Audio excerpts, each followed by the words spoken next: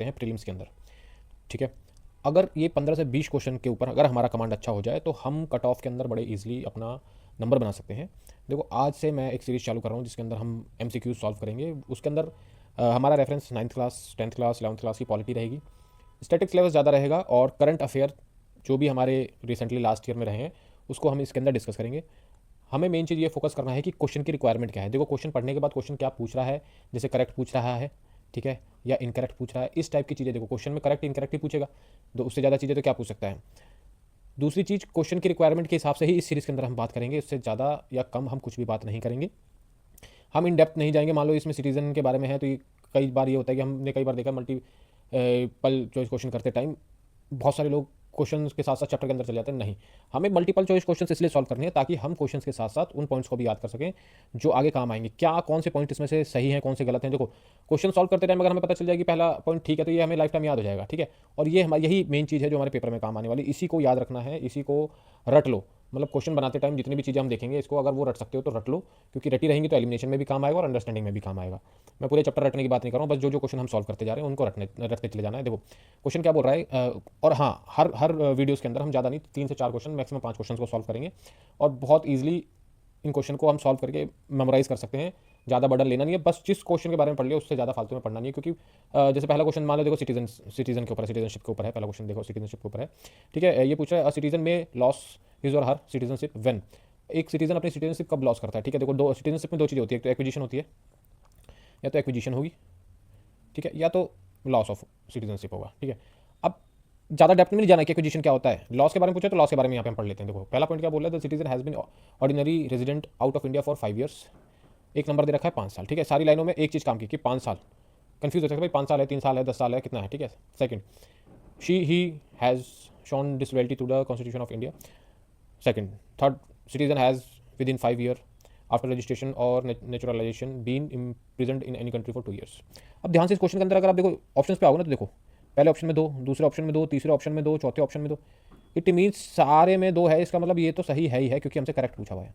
अगर ये सही है तो इस चीज़ को तो आपको अब आज के बाद ज़िंदगी भर याद रहेगा कि भाई इस चीज़ को अगर आप अपने ऊपर लेके सोचो, आप चाहे ही हो चाहे शी हो, कि अगर आप कंट्री के अगेंस्ट या कॉन्स्टिट्यूशन ऑफ इंडिया के अगेंस्ट डिसलॉयल हो तो आपकी सिटीजनशिप को खतरा है, ठीक है। इसमें क्लियर दे रखा है अगर आप डिसलॉयल हो इंडियन कॉन्स्टिट्यूशन के अगेंस्ट तो आपके खिलाफ एक्शन हो सकता है, आपकी सिटीजनशिप छीनी जा सकती है, ठीक है। दूसरी चीज़, देखो इस पहले वाले में ऑप्शन में दे रखा है citizen has been ordinary resident of out of India for 5 year. देखो अगर मान लो आप खुद इंडिया से बाहर चले गए कंटिन्यूसली, कितने साल के लिए, 5 साल के लिए, तो क्या आपकी सिटीजनशिप छीन ली जाएगी? नहीं, आपकी सिटीजनशिप नहीं छीनी जाएगी। लेकिन हाँ, अगर यही टाइम 5 से अगर 7 साल हो गया, ठीक है, 5 साल की जगह अगर 7 साल हो गया, अगर 7 साल के लिए बाहर रहते हैं तो आपकी सिटीजनशिप नहीं रहेगी। तो देखो यहाँ पे बस छोटा सा हैक था, पकड़ लिया, 5 की जगह 7। अब ये याद रखना आपको, बस आप अपने अपने ऊपर इसको लेकर याद रखो तो इसका पॉइंट ये गलत है, ठीक है। अब देखो अगर ये एक गलत है तो ये वाला पॉइंट भी गलत है और ये वाला पॉइंट भी गलत है, मतलब ये गया, ये गया। अब बचा ये और ये, तो दो तो ठीक है ही। अब हमारे पास इस ऑप्शन को देखने के अलावा कोई तरीका नहीं है। देखो the citizen has within 5 years after registration naturalisation been imprisoned in any, ये सही कह रहा है। देखो ये क्वेश्चन, ये ऑप्शन भी ठीक है, कह रहा है कि किसी भी दूसरी अदर कंट्री के अंदर, ठीक है, 5 सालों के अंदर अंदर, ठीक है, अगर आपको जेल हो जाती है ना किसी भी कंट्री में 2 साल के लिए, तो आपकी जो नागरिकता है वो छीन ली जाती है। तो इसको बस इतना सा याद रख लो भाई कि कैसे कैसे लोग, ये पहले देखा कि भाई यहाँ 7 ईयर्स, दूसरा आपने देखा कि डिसलॉयल, तीसरा आपने देखा कि अगर बाहर कंट्री में अगर 2 साल से ज़्यादा जॉब हो जाती है विद इन 5 ईयर्स तो आपकी ये सिटीजनशिप लॉस हो सकती है। देखा जाए दूसरे क्वेश्चन में क्या बोल रहा है, देखो इस क्वेश्चन के बारे में लिटरली मेरे को ऐसा लग रहा है और कोई आंसर दे सकता है अगर आप क्वेश्चन ध्यान से पढ़ेंगे। तो इस क्वेश्चन के अंदर पूछ रहा है, इसके अंदर भी पूछ रहा है करेक्ट, ठीक है। आपको करेक्ट इनकरेक्ट देखना है क्योंकि बहुत सारे क्वेश्चन करेक्ट इनकरेक्ट के चक्कर में अंडर कॉन्फिडेंस चीज़ें खराब हो जाती हैं, ठीक है। दूसरा क्वेश्चन कह रहा है with reference to the theory of basic structure of constitution की बात हो रही है यहाँ पे, ठीक है। Consider the following statement. पहला कह रहा है it first emerged in the Minerva Mill case. क्या क्या इमर्ज हुआ, basic structure of the constitution first time कब इमर्ज हुआ था, ये बोल रहा है मिनर्वा मिल केस में, ठीक है। आपको सही और गलत बताना। दूसरा बोल रहा है it uphold the absolute power of parliament to amend the constitution. क्या कॉन्स्टिट्यूशन को अमेंड करने की पावर है? एब्सोल्यूट पावर का मतलब आप समझ रहे हो, कुछ भी चेंज करना, मतलब अमेंड करना पार्लियामेंट के अंदर, कोई भी कॉन्स्टिट्यूशन के अंदर कोई भी चीज़ को चेंज कर देना, ये एब्सोल्यूट पावर क्या पार्लियामेंट को दे रखा है? देखो पहली चीज़, जो अपना फर्स्ट इंट्रोडक्शन हुआ था बेसिक स्ट्रक्चर का वो मिनर्वा मिल केस में नहीं हुआ था, वो पहला हुआ था हमारा 1973 में हुआ था, केशवानंद भारती केस में हुआ था, ठीक है। उसके अंदर फर्स्ट टाइम इंट्रोड्यूस करा था बेसिक स्ट्रक्चर के रिगार्डिंग जो भी डिटेलिंग थी। लेटर 1980 में रीअफॉर्म्ड करा था मिनर्वा मिल केस ने, मतलब जो भी जजमेंट थी उसको अच्छे तरीके से वर्डिंग वगैरह जितनी भी थी स्ट्रॉन्ग तरीके से मिनर्वा मिल केस ने स्ट्रॉन्ग करा था आगे। सेकंड, पार्लियामेंट के पास कोई भी एब्सोल्यूट पावर नहीं है जो कॉन्स्टिट्यूशन को अमेंड कर सके। ठीक है, तो दोनों ही ऑप्शन हमारे गलत हैं। तो दोनों ही ऑप्शन गलत है, तो ये भी नहीं है, ये भी नहीं है और ये भी नहीं है। इसका आंसर रहेगा डी। क्वेश्चन नंबर थर्ड को सॉल्व करते हैं। क्वेश्चन नंबर थर्ड का बोल रहा है, देखो क्वेश्चन नंबर थर्ड बोल रहा है, ये क्वेश्चन बहुत अच्छा क्वेश्चन है, आप ध्यान से देखना इस क्वेश्चन को। इस क्वेश्चन के अंदर पूछा हुआ है कि नेशनल टर्मरिक बोर्ड जो कि 2025 में सेटअप करा गया है, ये करंट अफेयर का क्वेश्चन है। ठीक है, देखो स्टैटिक के साथ हम करंट अफेयर भी सॉल्व कर रहे हैं, तो ऐसे बहुत सारे क्वेश्चन आएंगे, मल्टीपल क्वेश्चन आएंगे, पॉलिटी, जियोग्राफी, ठीक है, एनवायरमेंट, हिस्ट्री, सब आएगा, सब आने वाला। ठीक है, और हम ज़्यादा कुछ फालतू डिस्कस नहीं करेंगे, क्वेश्चन बस याद करते जाओ। नेशनल टर्मरिक बोर्ड के बारे में पढ़ लिया, क्या पढ़ा था, ये सेटअप हुआ है, हाँ भाई बोर्ड सेटअप हुआ है, किस लिए करा है, promote research and development of new turmeric products. Turmeric product, obviously बात, जब टर्मरिक बोर्ड है तो टर्मरिक के रिगार्डिंग ही, प्रोडक्ट को डेवलपमेंट के रिगार्डिंग ही रहेगी चीज़ें। The board will operate under the, देखो इस बोर्ड को बनाने वाली मिनिस्ट्री कौन सी है, ministry of commerce and industry. तो 2 पॉइंट तो आपके बिल्कुल सही है, याद कर लो इसको, 2 पॉइंट ठीक है। भाई नेशनल टर्मरिक बोर्ड में क्या प्रमोट करेगा, टर्मरिक के प्रोडक्ट क्या, और इसको बनाने वाले ये हैं।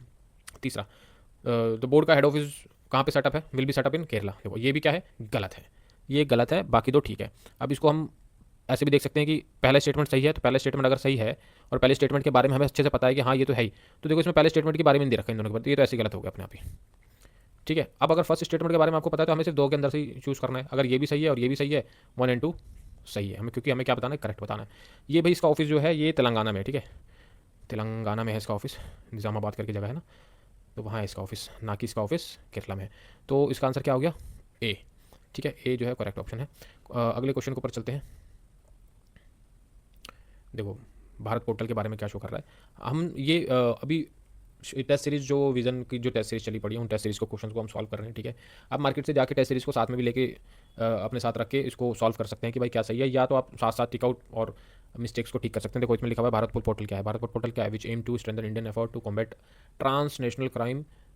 ठीक है, ये is developed by which one of the following agency, इसको बनाने वाली कौन सी एजेंसी ने अभी इसको रिसेंटली 2025 में ये पोर्टल बना है। ये पोर्टल किस लिए बना, ट्रांसनेशनल क्राइम्स को, ठीक है, जैसे दूसरे नेशंस में जो क्राइम होता है, हवाले का पैसा हो गया, ठीक है, ड्रग का पैसा हो गया, फ्रॉड हो गया, ठीक है, या टेररिस्ट एक्टिविटीज़ होती, इसको हैंडल करने के लिए ये पोर्टल बनाया गया। और इस पोर्टल को बनाया गया है सीबीआई ने बनाया है। शांति से याद कर लो, भारत पोर्टल को किसने बनाया, सीबीआई ने बनाया है। ठीक है, ज़्यादा नहीं सोचना, बस इसने बनाया, रख लो इसको। देखो वाइल्ड लाइफ का कोई मैटर नहीं है, वाइल्ड लाइफ क्या करेगी भाई, यहाँ वाइल्ड लाइफ का कोई मैटर नहीं है। ईडी का मतलब होता है जहाँ पे फाइनेंशियल क्राइम्स चल रहे होते हैं ना, वहाँ ईडी का इन्वॉल्वमेंट होता है।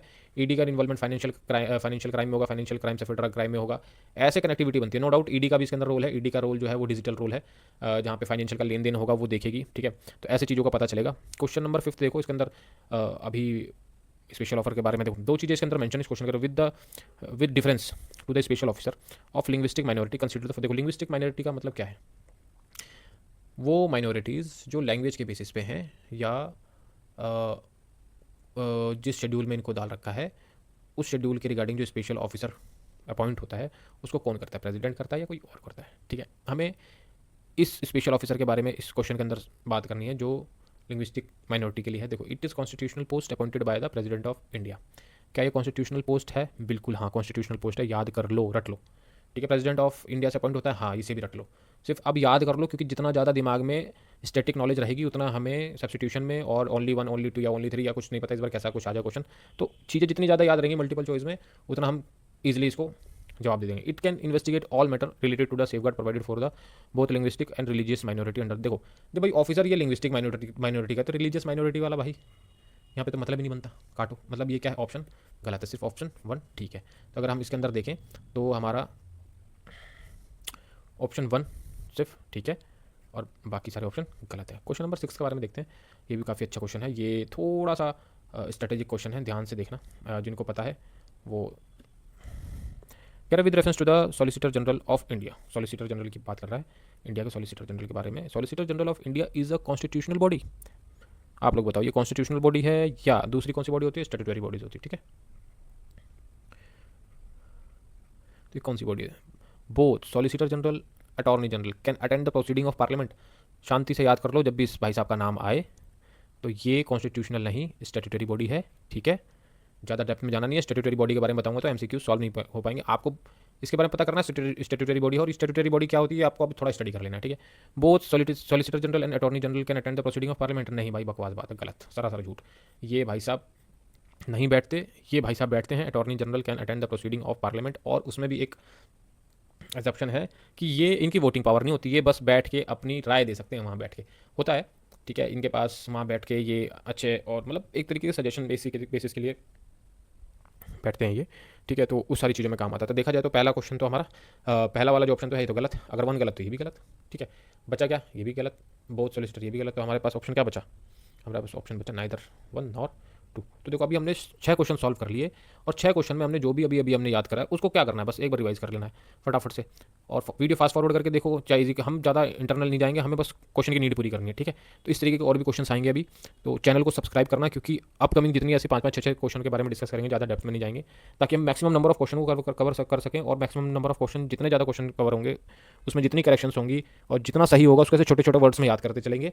और फिर आप कुछ टाइम बाद आप देखोगे कि आपका जो स्टैटिक नॉलेज है प्लस करंट अफेयर, देखो ये क्वेश्चन भी करंट अफेयर का ही है, ये क्वेश्चन भी करंट अफेयर का है जो लास्ट ईयर आया है, ठीक है। और अब हमने 6 क्वेश्चन में से 2 तो हमने, अब 6 क्वेश्चनों में से हमने 2 करंट अफेयर सॉल्व कर लिए और 4 स्टैटिक सॉल्व कर लिए। जस्ट थिंक, अभी तक आपको नहीं पता था और आपने अभी इतना सारा सॉल्व कर लिया। तो ये कंपाउंडिंग पावर यही है, आगे हम इसी तरीके से सॉल्व करेंगे।